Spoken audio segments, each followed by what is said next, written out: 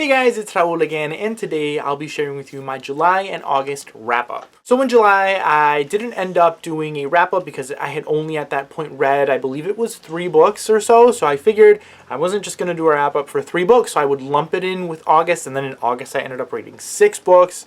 So now I have a wrap-up with 9 books, which I was not intending to do. I didn't want it to be this long, but I'm just going to go ahead very quickly and get started and talk about these books that I've read in the last 2 months. So the first 3 books that I finished in July, I believe it was, I'm just going to mention all together because they're part of the same series, and that is the rest of the Falling Kingdom series. I have read Book 4, Frozen Tides, Book 5, Crystal Storm, and Book 6, Immortal Reign. And a lot of people I know describe this series as a YA version of Game of Thrones, and yes, it has kind of a similar vibe, but it's very different on its own. It's got a different story going on, and this series was just absolutely amazing. Every book just got better, and the world got more developed and expanded, and I absolutely ended up loving this series. So you have these 3 kind of warring countries, and the beginning of the story starts when one person from one country ends up kind of killing a person from one of the other countries, and that kind of sparks a war between these 3 nations.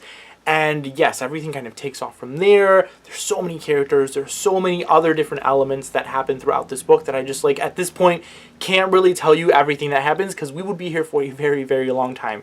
Just know that this series was absolutely amazing to binge through. I feel like a lot of the complaints that people get throughout this series when they're reading it is that, you know, they kind of lose interest, but I feel like if you were reading this series as the books were coming out and having to wait a year in between, then yes, you probably forget about a lot of the things that have happened throughout this series, and that's maybe one of the factors why people end up losing interest in this series. But I read these all back to back. Everything was always fresh in my mind with all of these characters and the plot, so that's probably why I ended up loving it as much as I did, because I thought it was fantastic. I mean, it's not, by far, it's not a perfect series, but I think I ended up giving a lot of these books between 4 and 5 stars. I loved this series so much, and I highly recommend, if you guys have not read this series, to read it now that all of the books are out and you can binge them all back to back, so that way everything kind of stays in your head. You're completely immersed throughout the entire thing, because I feel like that's definitely the way to go when reading this series. And in between me reading the Falling Kingdom series, I listened to a couple of audiobooks that were just like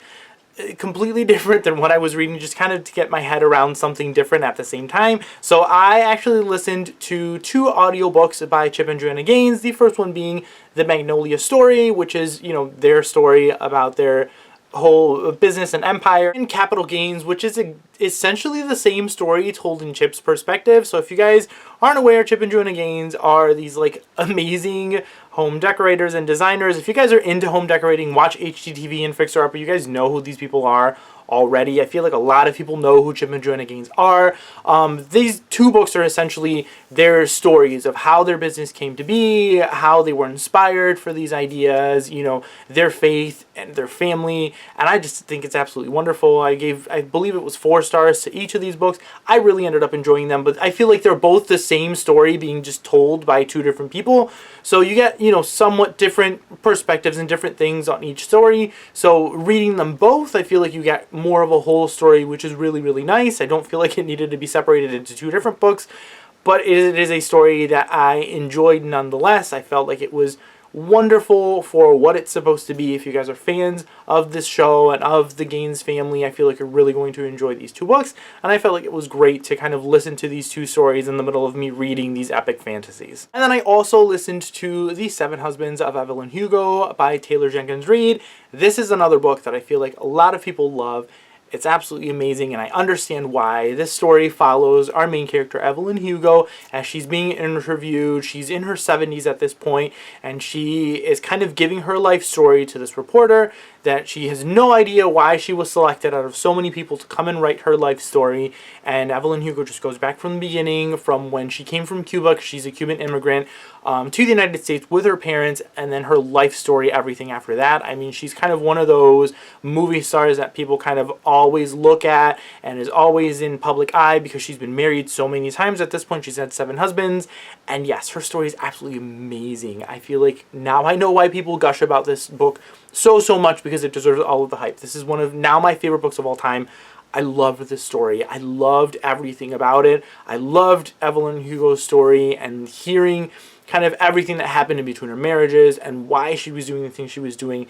This was wonderful. It has great representation. I love it. I loved it so much. You guys need to read it if you guys have not read it and you guys have not, picked it up yet. Definitely give this book a try. I adored it. Then after that, I read Confess by Colleen Hoover. This is one of the only Colleen Hoover books that I've had on my shelf that I haven't read, and I needed something kind of quick and light and addicting to kind of get myself through a little bit of a slump, because I had picked up a couple of books throughout the month of August that I ended up DNFing, and I just wanted something to kind of get myself back in the mood and not stay in these slumps. And so I picked up Confess, and I enjoyed it. I think I gave this like a 3.5 stars or so. It's definitely not one of Colleen Hoover's best, but it follows two main characters that fall in love. One is a painter, one is a hairdresser, and a lot of the things that happen between the two of them in Colleen Hoover fashion, it's very addicting. There's kind of a dark secret going on in between all of it, and you're kind of, in the end, told why these two characters have been keeping this secret. I really enjoyed it. Again, it's Colleen Hoover. It's very addicting. Not my favorite, but still one that I'm glad I read, because I want to read everything by Colleen Hoover, because she's one of my favorite authors. And then I read I'll Give You the Sun by Jandy Nelson. Finally, this is a book that has been on my radar for a long time. It is on my list of 12 books that I need to read before the end of 2019. So I'm glad that I at least picked up another book on that list so that I can kind of plug through at that pile of books. So yes, this follows two main characters, Noah and Jude. They are twins. It follows Noah when he's 13 and then Jude as she's 16. And it kind of tells the story of their falling apart and their relationship as brother and sister and twins, their family dynamics. You have Noah who's struggling with his sexuality, and you have Jude struggling with a lot of other aspects of life when it comes to how people see her and everything as a 16-year-old. I thought this book was absolutely fantastic. I gave it a 5 out of 5 stars. I loved this story. I'm so glad that I finally sat down and read this one, because I thought it was just such a great story, such a great dynamic. I mean, it's got some love story in it and some love aspects in it, but the main story and the main focus is this brother and sister relationship and their family relationship together. And I absolutely adored this one. The one thing that I didn't really like about this book is that the chapters were so long. This book is about 370 pages or so, and it technically only has 6 chapters. So these chapters are long, and they go on forever. And I feel like that just kind of like bogged things down. But again, it was such an engaging and wonderful story that it's kind of a minor criticism that didn't really hinder so much of my enjoyment on it. I still gave it, like I said, 5 stars. Still absolutely ended up loving it. And the last book I read in August was The Miraculous Journey of Edward Tulane by Katie DiCamillo. I wanted something quick and light, so I picked this one up because I had it on my shelf. This is a children's book. It follows Edward Tulane, a little China rabbit that kind of goes on this long adventure. He gets separated from his owner, and it spends this long journey of years trying to get back to her owner. It's wonderful. It's just great. I love Katie DiCamillo's writing. I read The Tale of Despero a couple years ago for my children's lit class, and ever since then I've been wanting to check out more by this author, and I really enjoy this. I want to one day be able to share these stories with my kids, because this was just wonderful. This was just such a great, fun story. Even though it had some kind of sadder, darker elements through it, I feel like it's just so true to life and so beautifully told that it's just like, it's great to expose, maybe older readers to this kind of story. I really, really ended up enjoying it. Like I said, I can't wait to read more by Katie DiCamillo, because I feel like she's just such a wonderful children's author. I loved this story so much. And I want to very quickly mention the 2 books that I ended up DNFing in August, because I mentioned that earlier that I had DNF'd some books, so I figured I would just go ahead and mention those very quickly. One of them was House of Thieves by Charles Belfour. This is an adult mystery kind of story that follows our main character, who's an architect, and his son ends up owing this huge gambling debt to these bad people. So then they take this main character, who's an architect, to kind of use him to break into people's houses to steal all of their jewelry and their gold in a way to pay off this gambling debt that his son owes. In theory, I was supposed to love this book. I was supposed to love this time period. It's set in the 19th century, which I love. The story and the characters itself I felt were very intriguing, but the writing style was just like super info dumpy. It was just like taking way too long to get to really interesting parts of the story. I mean, the chapters were very short, so it should have moved on very quickly.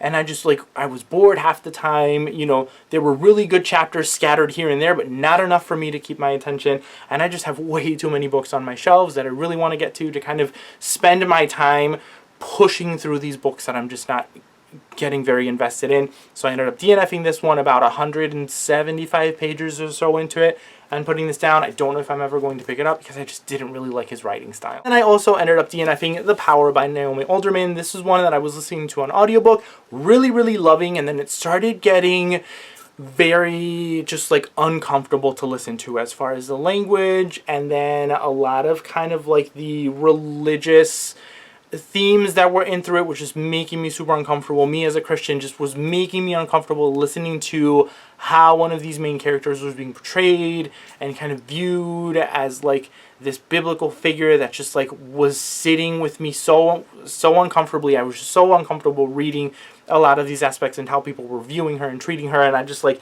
no, just not for me. This made me way too uncomfortable. I had to go ahead and put this down because of my own religious convictions. I'm sorry. I know this was an amazing book starting off and the concept and everything was great, but I just could not push myself to continue to listen to this on audiobook. And I'm glad I just got this as, you know, a Book of the Month pick. So it was part of my subscription at the time when I had Book of the Month.